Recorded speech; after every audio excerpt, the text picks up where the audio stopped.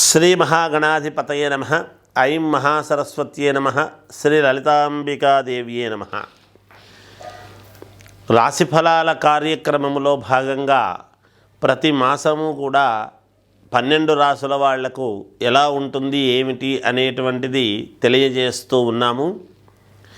ఈసారి కూడా 2025 ఫిబ్రవరి మాసమంతా కూడా ఎలా ఉండబోతున్నది ఏమిటి 12 రాసుల వాళ్లకు అనేటువంటిది ఇప్పుడు మనం చెప్పుకోబోతున్నాం. మిశ్రమ ఫలితాలుగా ఉండేటువంటి వాళ్ళు కానీ, కొంచెం అటు ఇటు ఫలితాలు ఉండేటువంటి వాళ్ళు కానీ, ఎవరైనా ఎక్కడ ఆందోళన చెందాల్సినంతటి అవసరమైతే ఏమీ లేదు. నేను ప్రతిసారి చెప్తూనే ఉంటాను ఈ మాట. అయినా ఎవరూ కూడా ఆత్మవిశ్వాసంతో ముందుకు వెళ్ళండి, మేలు జరుగుతుంది. మేము ఎన్ని చెప్పినా, ఎన్ని రకాలుగా మాట్లాడినా లగ్నము రాశి అందరిది ఒకటే ఉంటుంది, కానీ ఏ లగ్నములో ఎవరు పుట్టారో దాని వలన కూడా మార్పులు ఉంటాయి. కనుక ఒకవేళ మీకు లగ్నము మంచి లగ్నము అయ్యి లగ్నానికి వేరే అనుకూలముగా గనక గ్రహాలు ఉన్నాయనుకో, అప్పుడు రాసుల వారీగా మిశ్రమ ఫలితాలు ఉన్నప్పటికీ కూడా మీకు మేలు జరిగే అవకాశాలే ఉంటాయి కదా. వాటిని కూడా మీరు గమనించుకోవాలి. అందుకనే తెలియజేయడం అనేటువంటిది జరుగుతుంది. ఎవ్వరూ పెద్దగా ఆందోళన చెందాల్సినంతటి పని అయితే ఎట్టి పరిస్థితుల్లోనూ ఉండదు. కాబట్టి ముందు లగ్నం అనేటువంటిది కూడా చాలా ముఖ్యం. కాకపోతే మేము రాసుల ప్రకారముగా తెలియజేస్తూ ఉంటాము. మీకేదైనా అనుమానము కానీ, మీ జాతకములో డౌట్స్ ఏవైనా ఉంటే కూడా మీకు కావాల్సినటువంటి వాళ్ళ దగ్గర, మీకు నమ్మకం ఉండేటువంటి వ్యక్తుల దగ్గర మీరు ఒక్కసారి మీ జాతక పరిశీలన అనేటువంటిది చేసుకొని మీరు ముందుకు వెళ్ళేటువంటి విధముగా చేసుకోవచ్చునుగాక. ఎటువంటి ఇబ్బందులు ఉండవుగాక.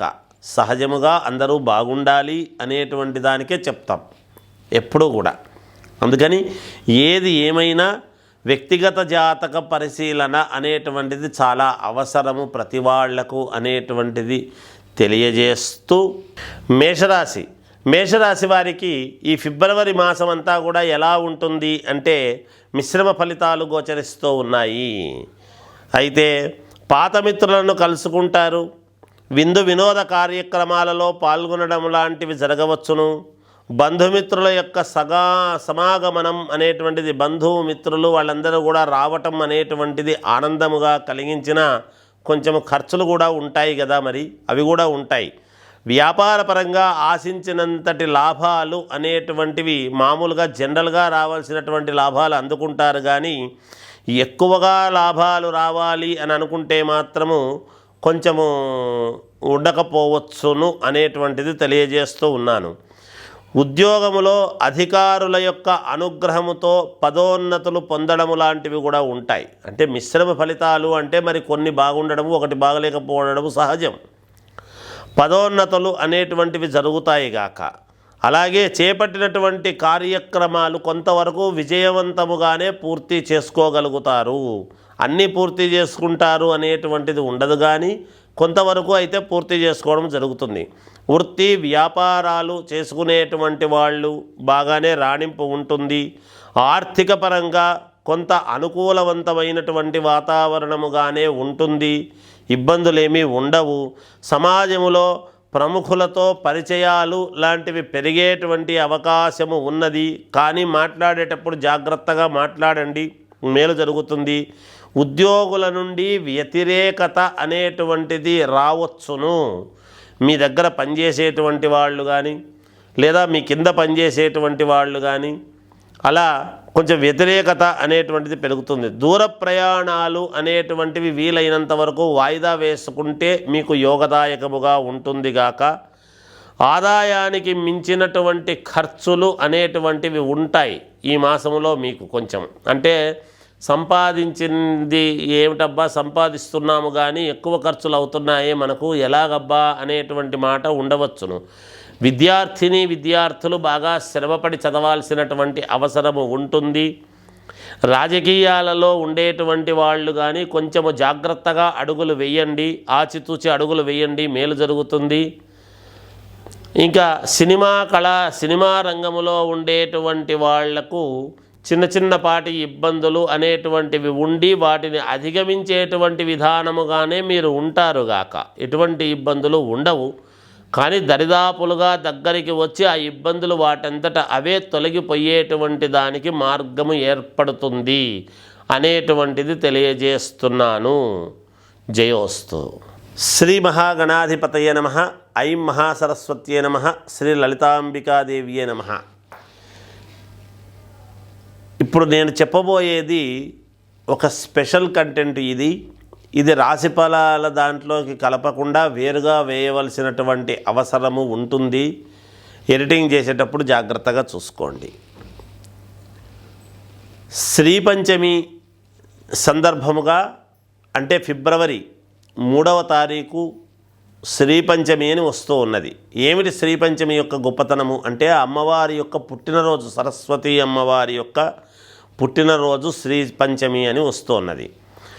ఇలాంటి సమయంలో సరస్వతీదేవి యొక్క ఆలయాలు అన్నీ కూడా కిక్కిరిసిపోతూ పూజలు చేసుకోవటం అనేటువంటిది ఆయా సందర్భాల్లో ఏది ఎప్పుడు వచ్చినా చేసుకోవడం సహజమే. కానీ నేను పంచముఖ ఆంజనేయ స్వామి ఉపాసకుడిగా మీకు ముఖ్యమైనటువంటిది ఒకటి తెలియజేస్తూ ఉన్నాను.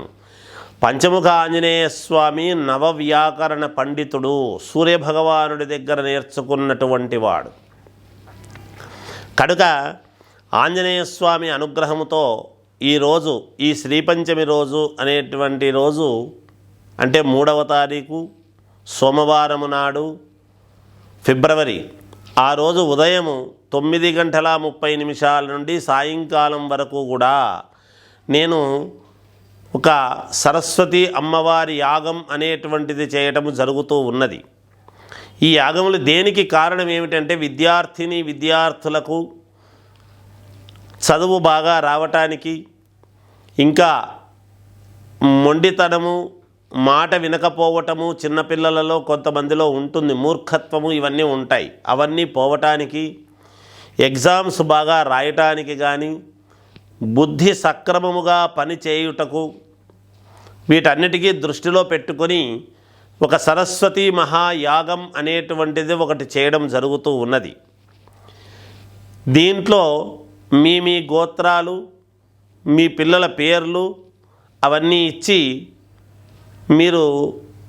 నేను ఇది అయిన తర్వాత పిల్లలకు ఒక యంత్రము అనేటువంటిది ఇవ్వడం జరుగుతుంది ఆంజనేయ స్వామి అనుగ్రహంతో. ఆ యంత్రము వీళ్ళు పెట్టుకుంటే మెడలో కట్టుకోవడము కానీ, అనుకూలముగా కట్టుకుంటే విద్యార్థులకు చాలా యోగవంతముగా ఉంటుంది. మూలికలు, యంత్రము అవన్నీ కూడా నేను కొన్ని ఇస్తాను. ఆ యంత్రంలోనే మూలిక అది పెట్టి ఇస్తాను నేను.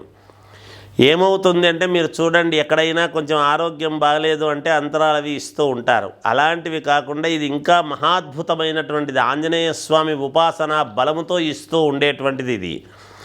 నేను ఇటువంటి మహత్తరమైనటువంటిది ఒక యంత్రాన్ని అది ఇవ్వటం జరుగుతుంది. తర్వాత ఒక పౌడర్ కూడా ఇస్తాను నేను. అది పరమేశ్వరుడి అనుగ్రహంతో తయారైనటువంటిది.